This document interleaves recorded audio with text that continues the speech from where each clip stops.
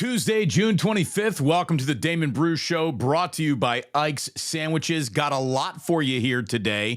Thanks for stopping on by. Like and subscribe, all that good stuff. Thank you very, very much. I want to hop right into the fact that Brandon Aiyuk and the 49ers have had themselves a little face-to-face meeting. Okay, this is good. This is like the first actual development in this story in, weeks, if not a month or so. That I can look at and actually see and say, well, this is good. This is maybe progress.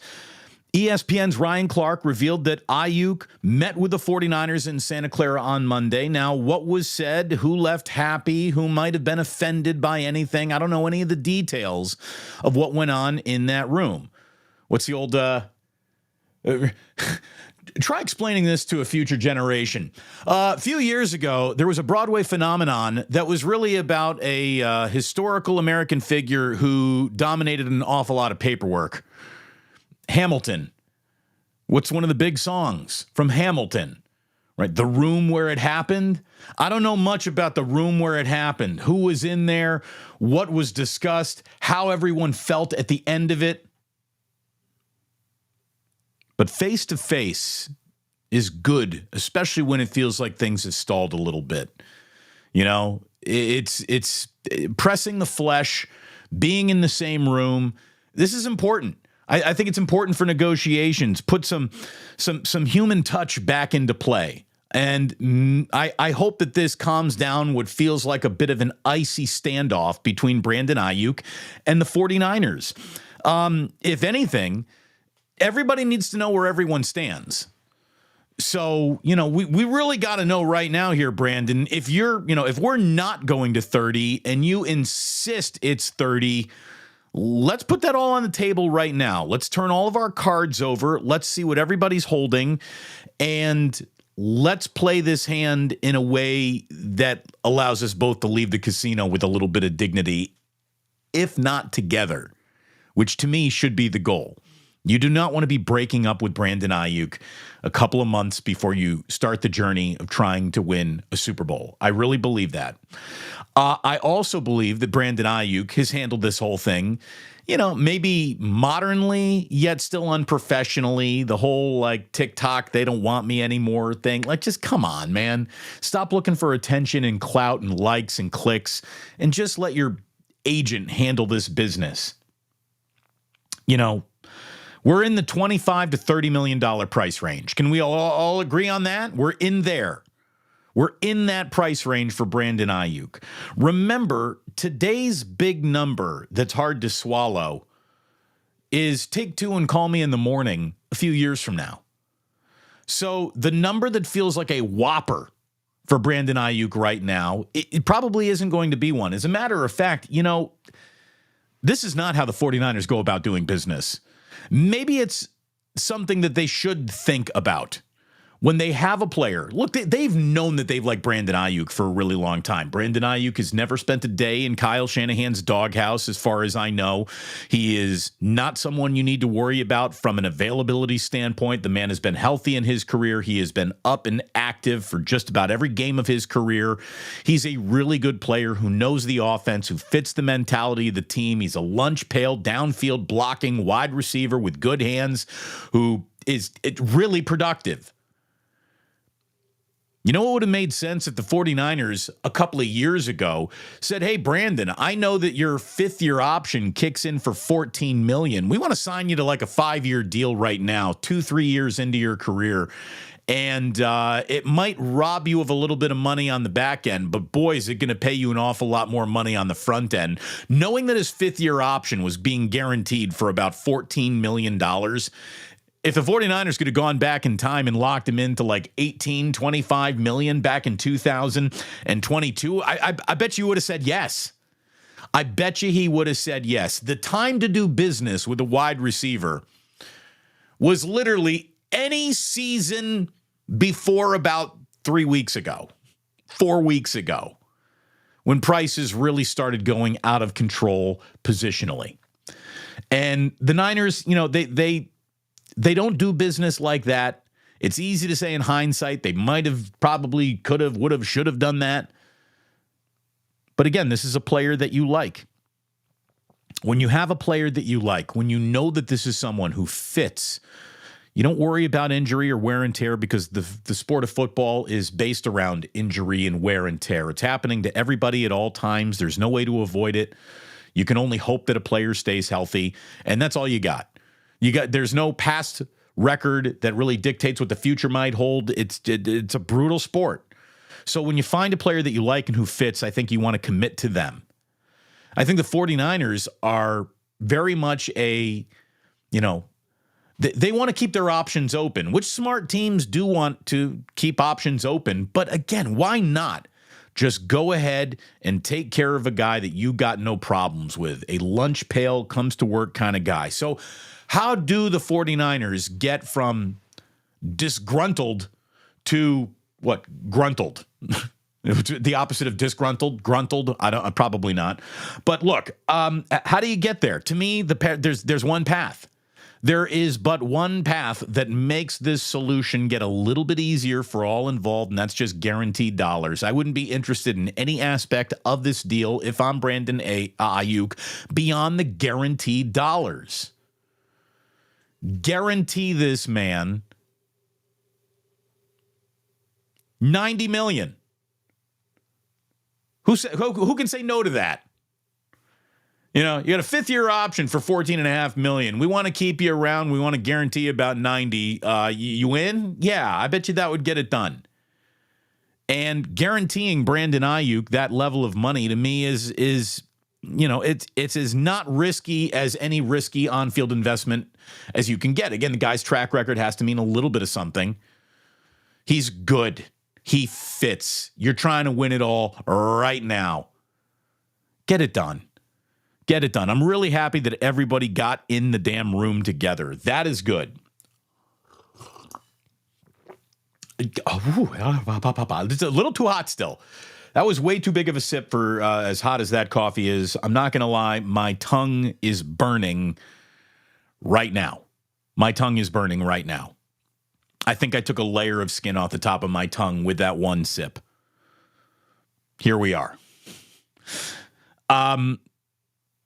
Let me tell you about where you need to go to lunch today. You want to take care of this show? Well, you subscribe, and you take care of the sponsors that take care of me. And believe me, you're going to be taking care of yourself and whatever hunger pangs you might have about you when you get a sandwich from my man Ike. Delicious is the only way to describe what comes out of his restaurants. One of the fastest growing restaurants, certainly on the West Coast. If you are watching this somewhere other than the West Coast, call a mayor, a congressman, a senator, and try to get Ike's into your state, your city, as fast as you can. The empire, she grows, and your belly will as well when you order fantastic sandwiches. Do it on the Ike's Rewards app. You'll be very happy that you did because you'll start earning credits towards eating free sandwiches in your future. And if free sandwiches, if those aren't two of the most important words in the world, find me the two other most important words in the world. I got an important bar for you to go to when you need to get away from the world. The Dubliner in West Portal here in San Francisco. It's my kind of bar. These are my kind of people. Go in there, say hi to Kenny, say hi to John, say hi to all of your new friends that you will be meeting when you walk into the Dubliner. It's a great local crowd. No hippies, no douchebags, real people who live in San Francisco. That's what I'm looking for at a bar that happens to have a great selection of everything you could ever want to drink in an awesome room with great memorabilia everywhere. It's a sports bar. It's a neighborhood bar. It's an Irish bar. It's a bar. It's the kind of a bar that new bars, when they're opening, say, we want to be like that bar. Dubliner and West Portal. Go find out for yourself and tell them that Damon sent you.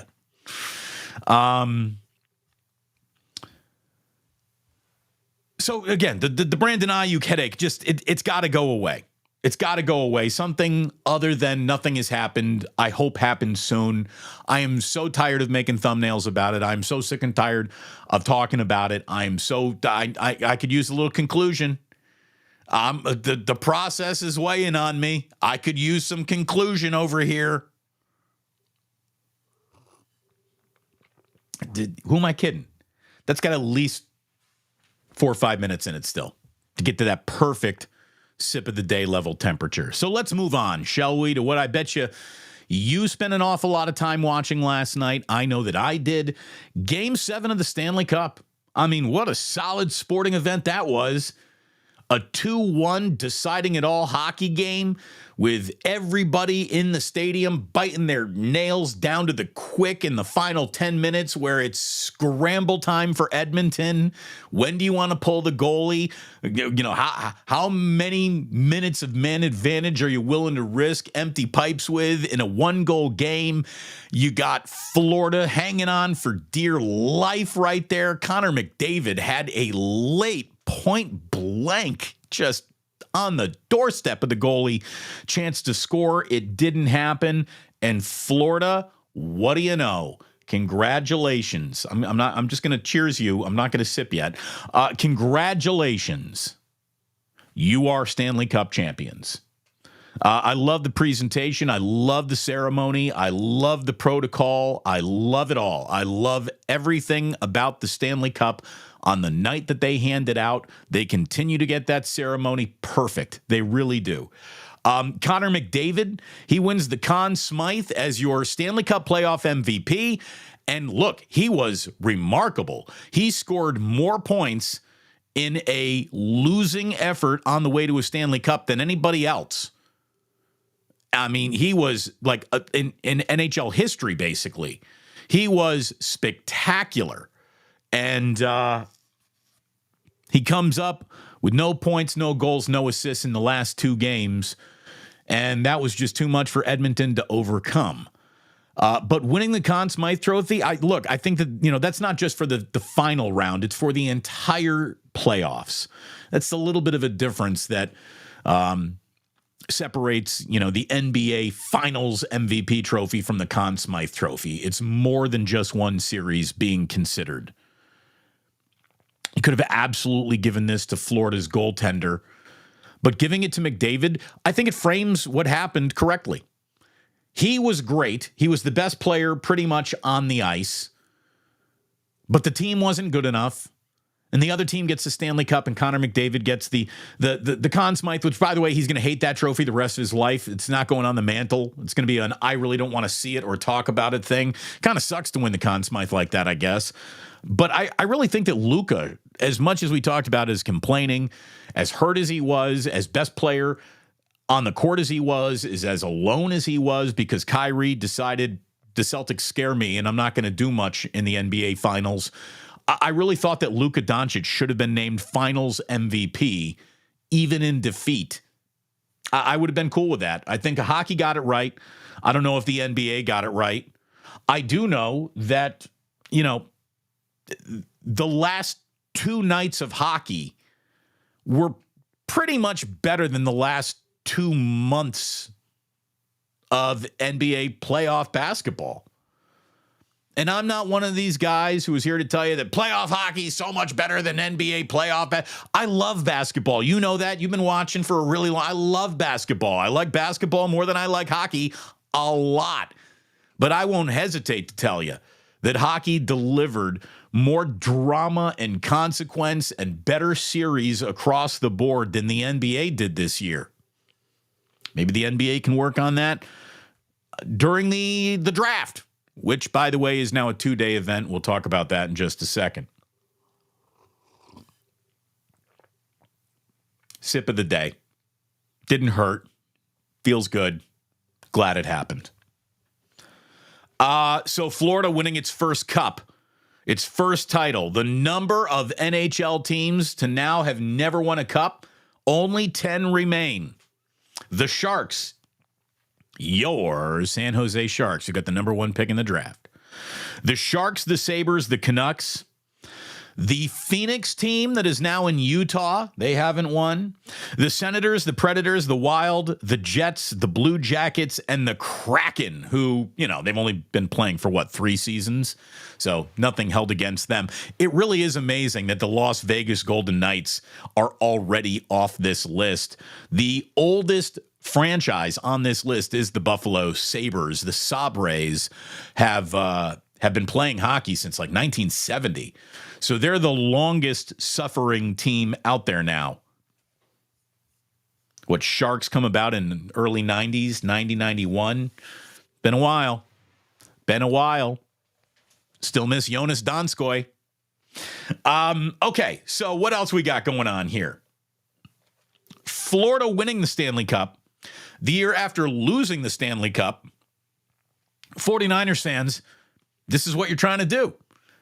This is what you're trying to do. And that is not an easy job at all. History is against you. I saw Josh Dubow, one of my favorite follows out there. Josh Dubow, always interesting.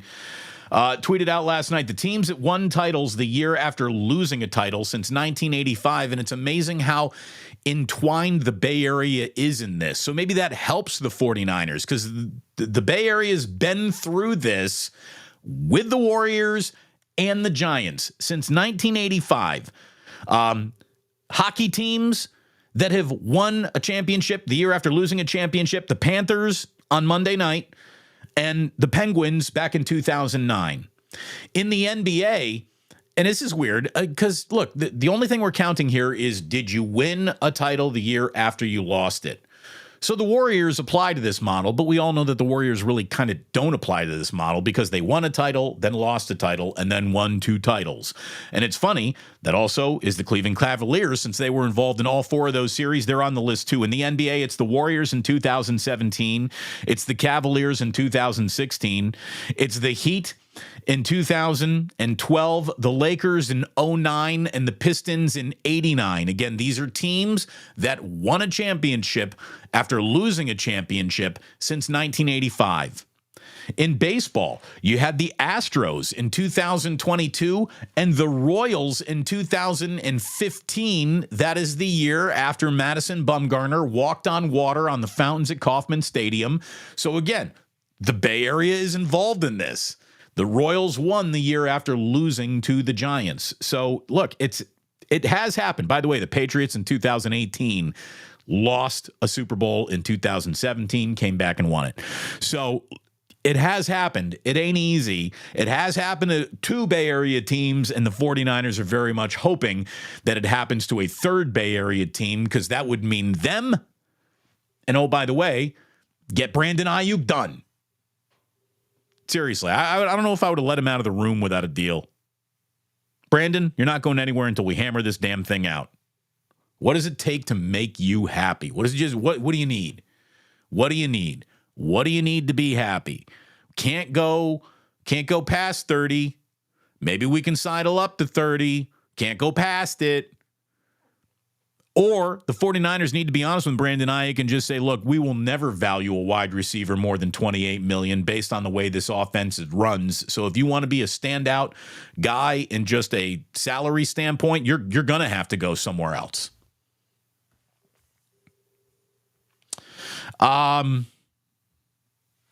It ain't easy trying to win a championship. It ain't easy trying to win a championship. We know that. Hold on.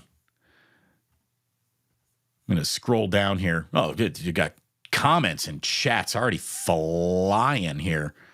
Redjet says, like I said, meeting with the Niners is a formality. I still believe this has already been inked to paper. Absolutely. Redjet, love you. Absolutely not. There is nothing that has been finalized between the 49ers and Brandon Aiyuk. The minute that happens, we will all know about it. This wasn't a formality. This wasn't a kiss and cry. This is trying to get a deal done. These are 2 sides that are at a stalemate, hopefully go into a room to work on things.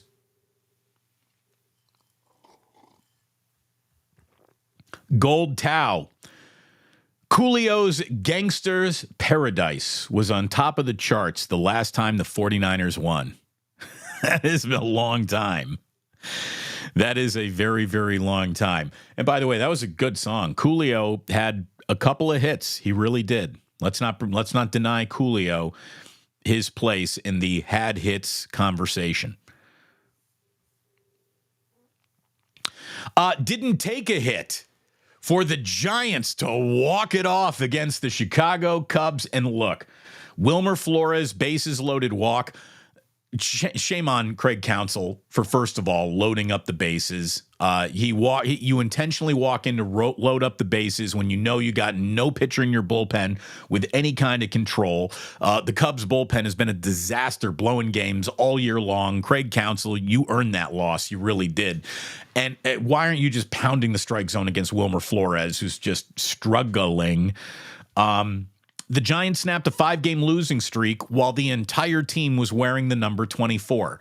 I saw it the last night. I can't remember who tweeted it. I'm sorry, but it was it was my man Mark Grandy, my old board op now host on 95.7 The Game. My man Mark Grandy said that the only players in San Francisco Giants history who have ever homered wearing the number 24, that list is now Nick Ahmed, Matt Chapman, and Willie Mays.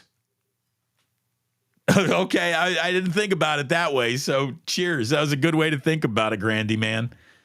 The Grandy Man can. Everyone wearing number 24, it was cool. It was cool. You do it once.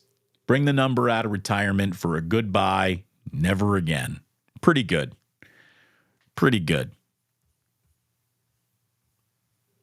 Otis Bird. Shout out Mark Grandy. Indeed, shout out Mark Grandy. I love that little stat that he came up with.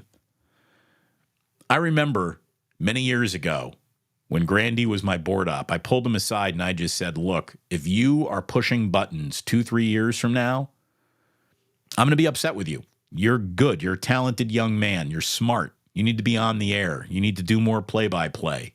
I'm glad he's getting reps. I really am. I'm glad that Grandy is getting reps. He's a good kid. I mean, it all came at my expense, but I'm fine with it. I really am. It's good to be here. It's good to be on YouTube. But I love Grandy. Always will.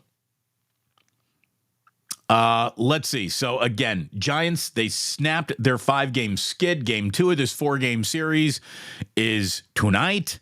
I will be there on Thursday. There's a day game on Thursday, and looking forward to being there.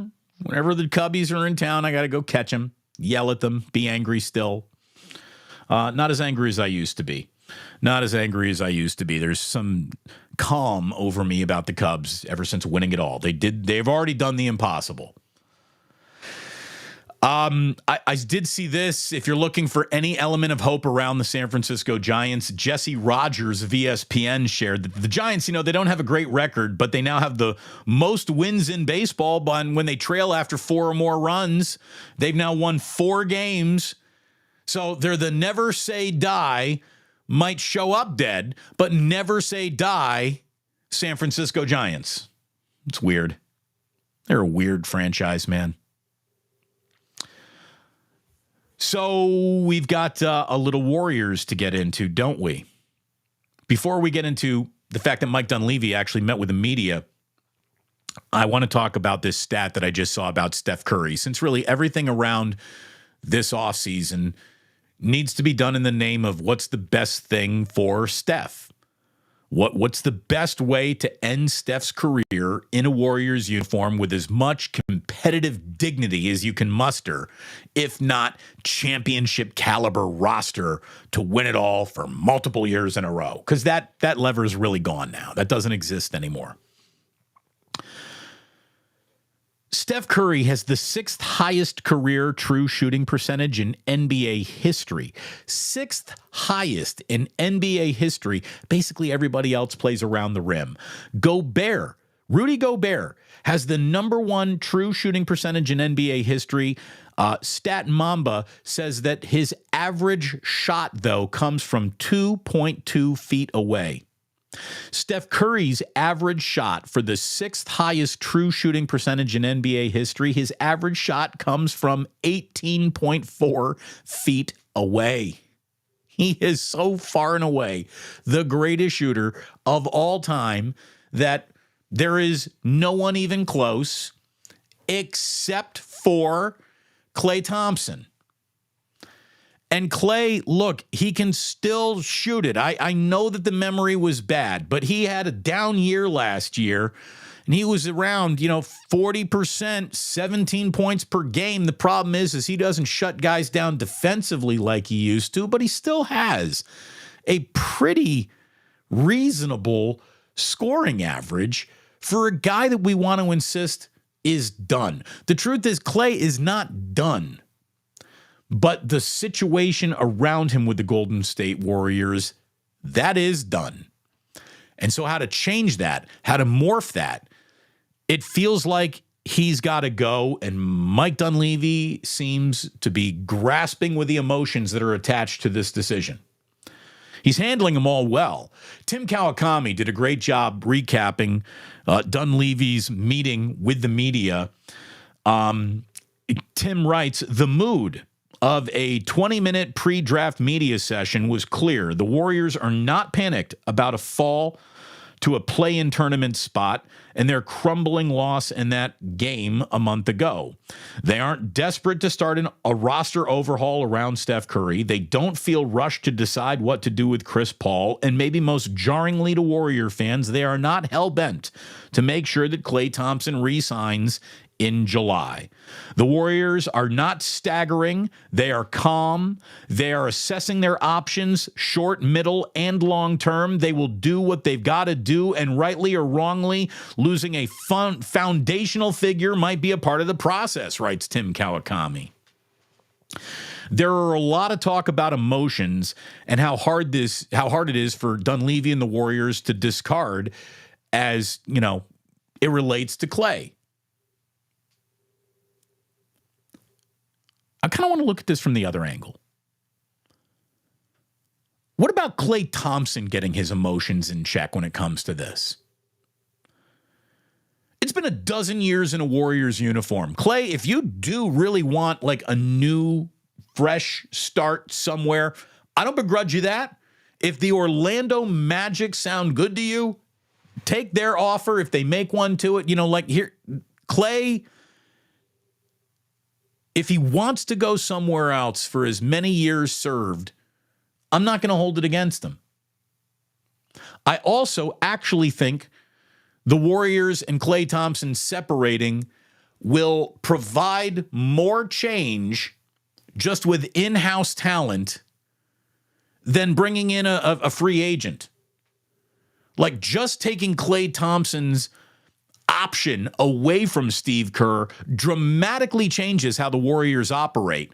Whether that be to the good or detriment of the franchise, we're going to have to play next season to find it out, right? And obviously Klay's decision is going to need to be made. But when it comes to managing emotions, I would say that Klay Thompson was better at that at the beginning of his career than he's been since he's been chasing the tail end of his career since coming back to injuries. Klay has been a little stressful and a little, the whole, you don't even need to worry about Klay. That doesn't exist anymore. Klay got pouty. Klay got emotional. Klay got depressed. Klay got a little complainy. And then, in the moment where it really mattered the most, he took an 0 for 10. In Sacramento. That was not good. But you stretch it out. Again, the guy shot nearly 40% from downtown, give you 17 a night. He's not that far off his career averages. I think I heard Stephen A. Smith in the background say that since the All-Star break, he shot about 45% from three. So he still does have a role to play if it could be fit into the Warriors in the right way. And in order for that to happen, Klay needs to manage his emotions and any sort of contractual expectation at this point in his career. Like Malik Monk just signed for around $19 million. Klay Thompson's not worth more than Malik Monk is at this point in Monk's career, who's younger and a phenomenal shooter himself. What's best for Klay Thompson? This might even not be what's best for the Warriors, because I really do think that separating Steve Kerr and Klay Thompson probably needs to happen. But what's best for Klay Thompson, if he really wanted to be honest about everything and factor in the full happiness of his life and the best single way to end his career to dot his own legacy, which, again, he must be concerned about. He was not happy to be left off the NBA's top 75 all-time list. You know, this guy's legitimately one of the 5 great shooters in league history.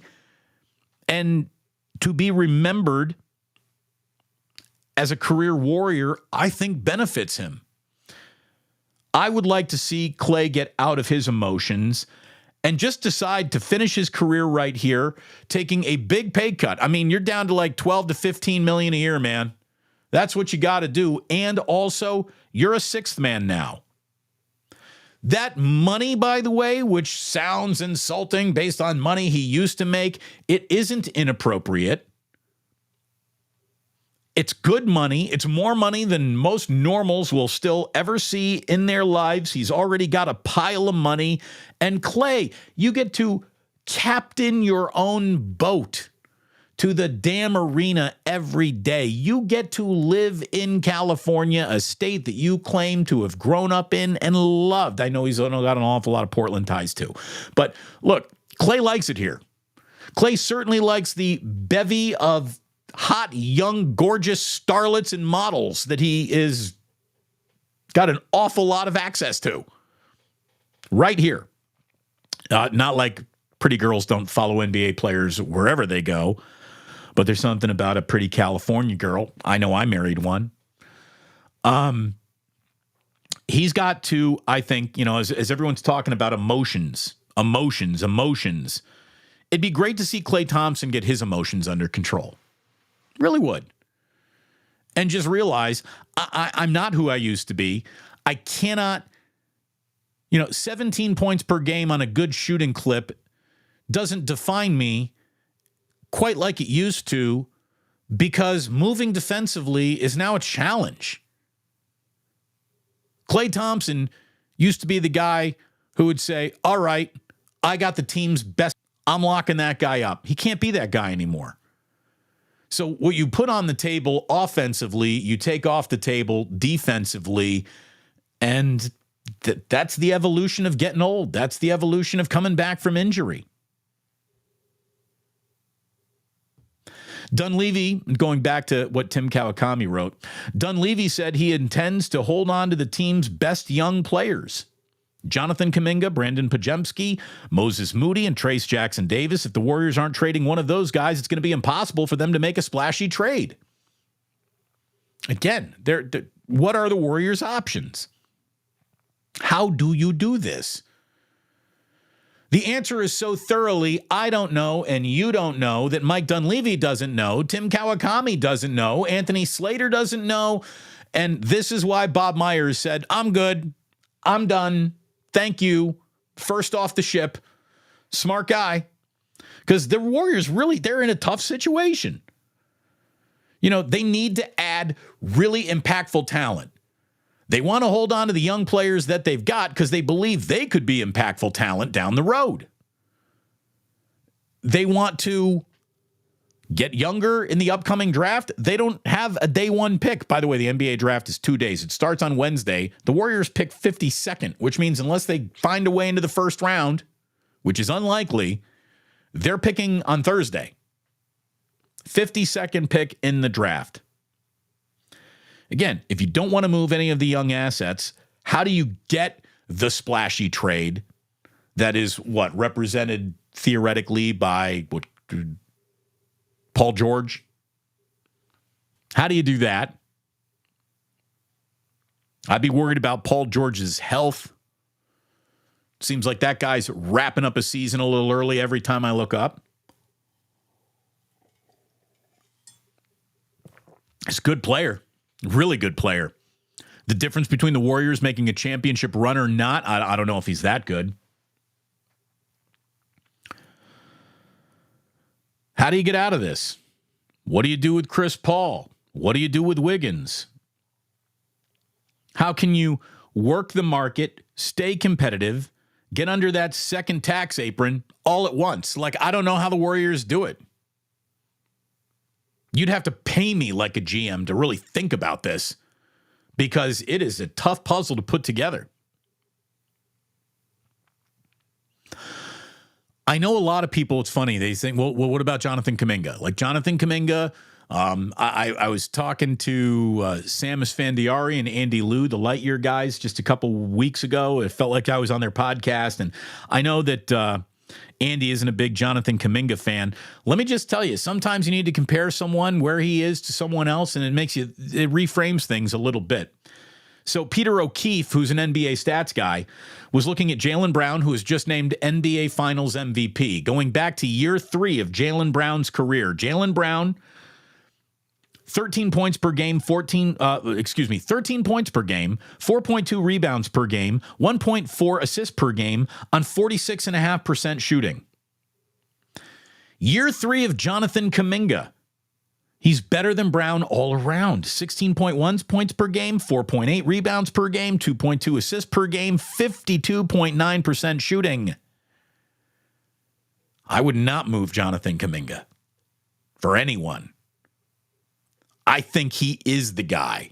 If you're really saying, all right, so what do the Warriors need to happen to seriously do anything next year? Well, Steph has to still be phenomenal at his ripe old age. Draymond Green can't be suspended for 20 games. Andrew Wiggins, if he's still around, can't disappear for 20 games. So you need all hands on deck playing their dicks off. And you need Jonathan Kuminga to turn into that massive step forward guy. He's now getting you 23, 24 a night, which is a huge jump for him. But I think he just needs to be empowered. I think he needs to be in the starting 5, and whoever needs to sit in order for that to happen, that's the way it goes. You can bring Klay Thompson and Andrew Wiggins off the bench for all I fucking care.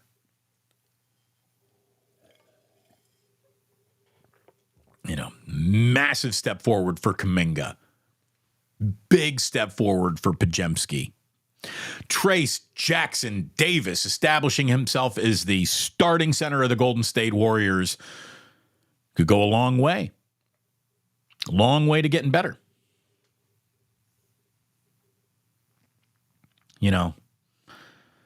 Getting back to you are officially an NBA championship contender, I don't know if that is out there, and to demand that be the outcome of this offseason, you are starting to drift into the realm of the unreasonable fan, and you don't want to be there. The reason why you like and subscribe to this channel is for a little reasonable approach to the world of sports in a rather unreasonable world, I would hope.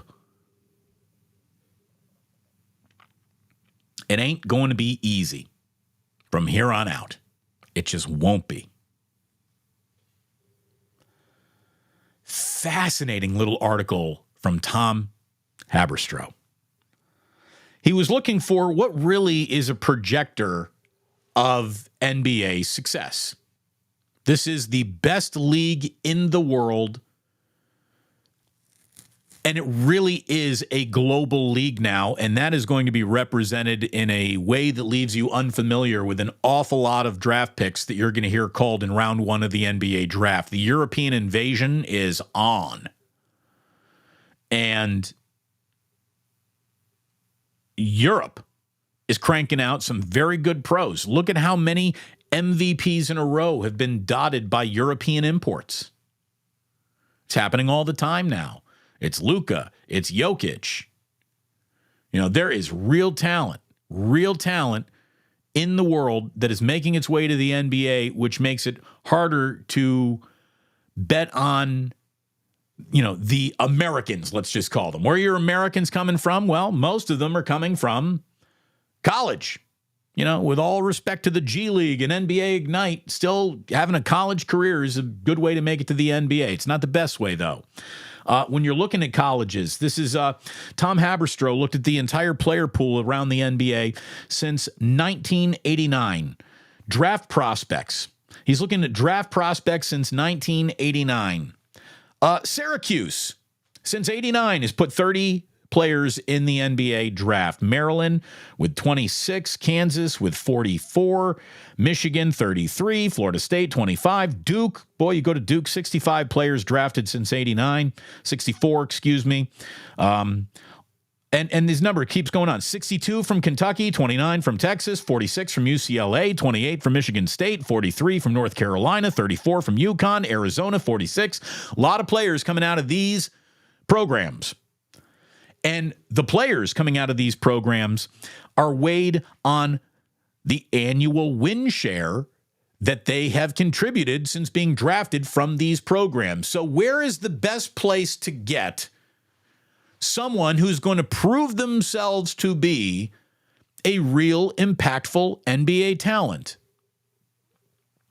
The answer is no continent or country over in Europe, not a single one of the college campuses that I've told you about. The answer is the maternity ward.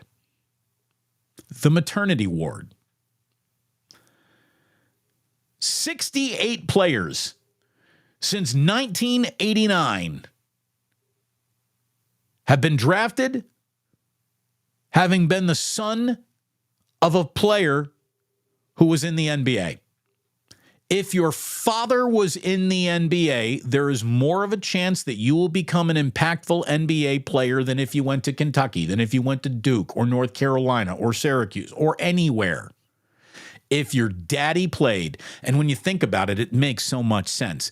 Number one, you grow up around that basketball life, and it does become part of your blood. Number two, if your dad was in the NBA, for a moment in time there, for sure, you made money. Well, your dad did anyways, and hopefully he was smart with that, and you grew up a life that was filled with advantages that a kid coming from a bad neighborhood would never have. Proper nutrition, great training, great coaching from an early age. Shit, you got an indoor gym in your home. Like, you don't even go out to the driveway to shoot hoops. You go down to the gym to shoot hoops. And you've been doing that since you were a zygote, basically. If your dad played in the NBA, you've got all sorts of physical advantages, genetics, DNA passed on to you. Then you get the culture, then you get the lifestyle, then you get all the accoutrement. And it's amazing when you look around what year-round training does for a professional athlete. It's extraordinary.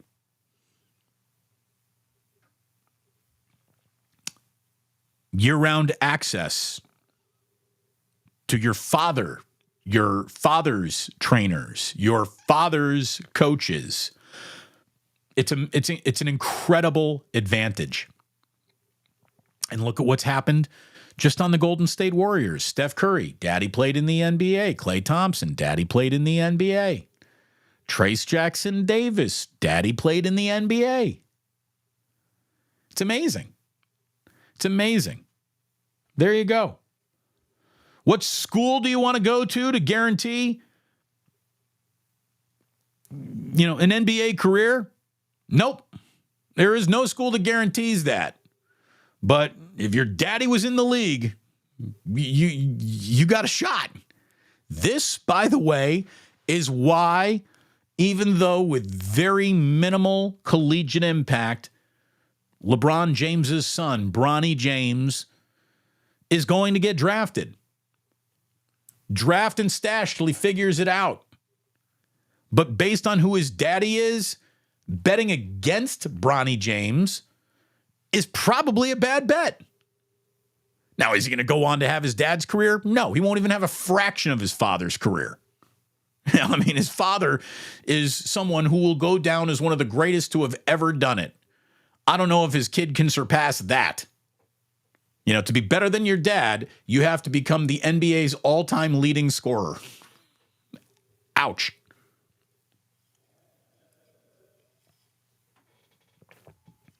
So, fascinating stuff from Tom Haberstroh. Find the article, read it. You will be a smarter basketball fan after you've done it. JJ Redick getting introduced as Raiders head coach. What a preening schmo. I don't like JJ Redick. I told you about what he did to Lucas on a phone call. He's very rude, kind of a jerk. He came off as kind of a rude jerk. He is someone who I don't like men who spend an awful lot of time in the mirror, and JJ Redick spends an awful lot of time in the mirror. You can feel it about him. I hope he washes out in under 3 years. I am rooting against JJ Redick, which means I am now actively rooting against the Los Angeles Lakers, which I've really never done. Like, I don't hate the Lakers. I think the NBA is more interesting when the Lakers are good. But I will now be actively rooting against the Lakers. I will be actively rooting against JJ Redick. Fuck that guy. And the way that he's just casually throwing around the F word, like I just did. But guess what? I'm a guy on YouTube. I'm not at a press conference. Like, there's something smarmy about that guy. There's just something don't take your eye off him. There's something I just do not like about JJ Redick. So screw that guy.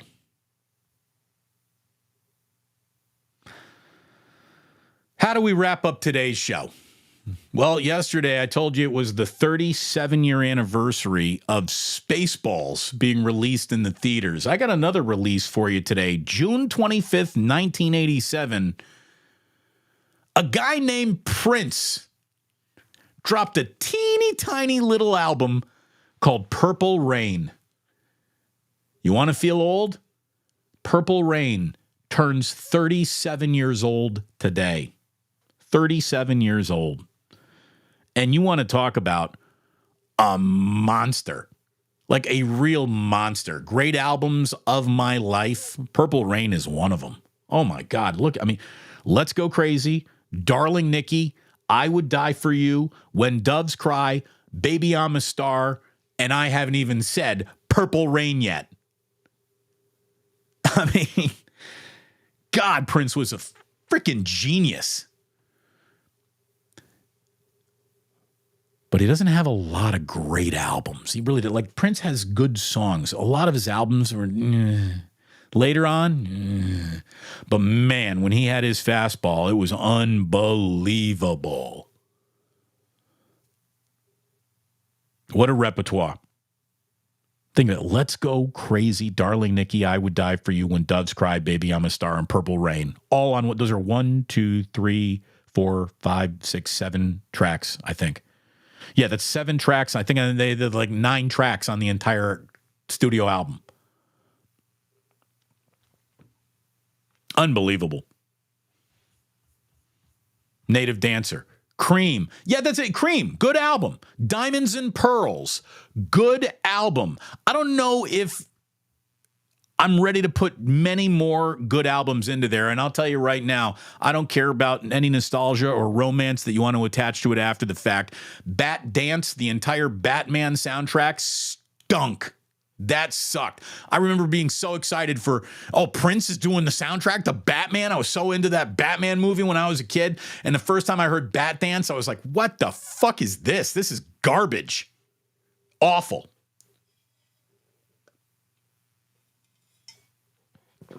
But there's no denying Purple Rain. Still one of the all-time Super Bowl halftimes as well.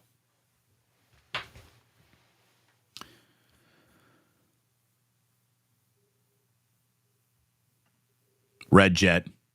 Proud owner of the movie and the tee, Purple Rain. I got a Purple Prince. I should have worn the Purple Prince t-shirt today, but I wore the boycott t-shirt today to not give you any A's information.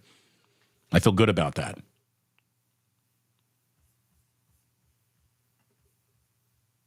Purple Rain. Purple Rain. That's going to be in my head all day now. I think you know what? I'm going to give you a homework assignment. When this show is over today, listen to Purple Rain in its entirety. You'll be happy that you did. Put one in the air for Prince. I'm going to wrap up today's show. By the way, I know you've been thinking, when are we going to get another long one? This was a long one today, right? Was this good? Hope you're feeling good. I know that there's like an over-under on Sip of the Day. There's over-under on Showtime now. Look, I promise you, I'm never going to waste your time. I'm never going to just keep you around for the sake of growing the algorithm or having more people. Like, I'm not going to waste your precious time. But I do have one more thing to tell you today, and this one hurts. This one hurts. It hurts me because I absolutely adored Anthony Bourdain. I think that Anthony Bourdain, what a shame that this man isn't going to be just commenting on the world as it's evolving so dramatically right now. I loved Bourdain. Loved him. He would have turned 68 years old today. Today would have been Anthony Bourdain's 68th birthday. He took his own life now 7 years ago. He was 61 years old when he took his own life. He was the Hunter S. Thompson of the kitchen. I, just counting my friends in life, have so many friends from the restaurant industry. I've always shared a kinship with those in the restaurant industry for all the reasons of romance that Bourdain is attached to, the misfits in the pirate ship in the back of the house, everyone coming from a different background. The kitchen is an absolute meritocracy. It doesn't matter if you're handsome or ugly, if you're fat or thin, if you're white or black, if you are, if you even speak the fucking language, it doesn't matter. It is a total meritocracy. How good are you at your job right now, tonight, in this dish? Because if you can get it done, you can work here. And if you can't, you won't. Like, I love that. I love that. This is not about diversity. This is not about satisfying a whole bunch of your feelings. It's about getting this fettuccine Alfredo out to frickin' table 11 as fast as humanly possible. That's what this is about. And if you can do that, you can stay. If you can't do that, you gotta go. I love chefs and bartenders and people who have a vision that they execute and they run. This is why there were rumors in my radio career that Damon Bruce was hard to work with. No, Damon Bruce was not hard to work with, but Damon Bruce had a vision for his show, and if you helped him execute it, he was really easy to work with. If you didn't, then he was hard. My name was on the damn show. So that's all that mattered. I had the final word on everything.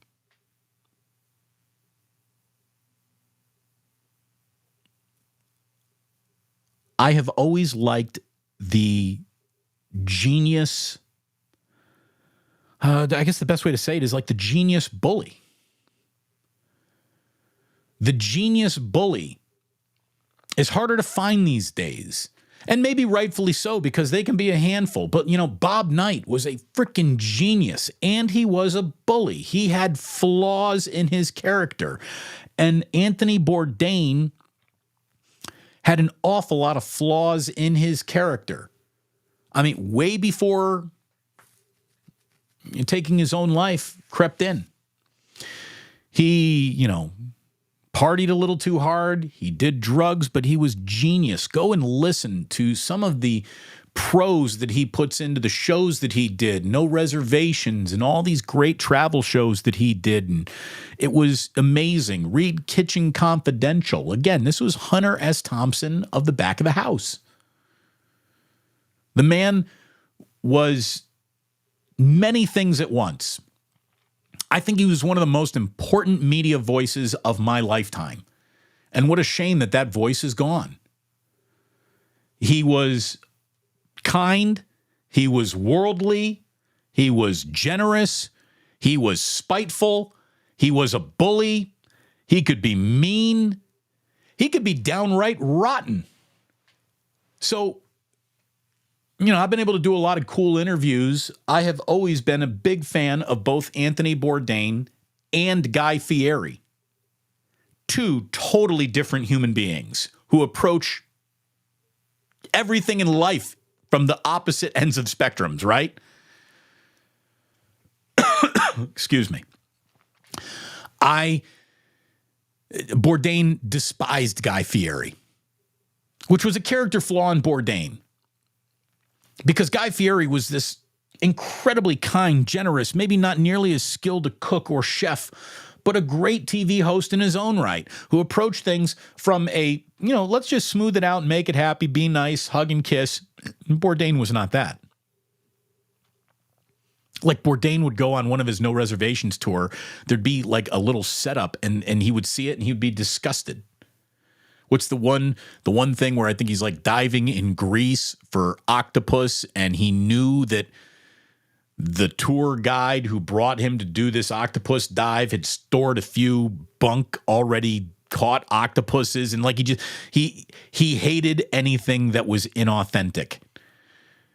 Guy Fieri is an authentically good person, but was just a little bit too much, put some ranch dressing on that for Anthony Bourdain's taste, and he was brutal to Guy Fieri. When Guy Fieri is literally like running to areas where there have been fires and feeding people. Guy Fieri's a really nice guy. He didn't deserve the wrath of Anthony Bourdain. He didn't, but he got it. That was my least favorite thing about Anthony Bourdain. Everything else about the man, he spoke to me. He spoke to me. His worldview spoke to me. And there aren't a lot of people in the world that speak to me anymore. Thank you so much for letting me speak to you today. I'm very lucky to have you as an audience. I'm very lucky to see so many new names in the chat. So many names that I've been seeing now for what I'm proud to tell you is 299 live Damon Bruce shows at 11 a.m. West Coast, 2 o'clock East Coast time. I count these shows. I count them all. Wednesday's show. Wednesday's 11 o'clock Damon Bruce show will be our 300th show live here together on YouTube. And I do know for a fact that many of you have caught about 299 of them already. So thanks to everyone who's watched 300, 200, 100. And if this is your very first show, welcome. It's wonderful to have you here. Please like and subscribe because, kids, we ain't going nowhere. Thank you very, very much for tuning in. Have a great day, no matter where you are. Have a good one today. Be kind to people. Be nice to people. Be critical of the bullshit. Bourdain would want that too. But be good to yourself, be good to each other. And thank you so much for watching. And please do remember that sports don't build character. They reveal it. And like that, he's gone.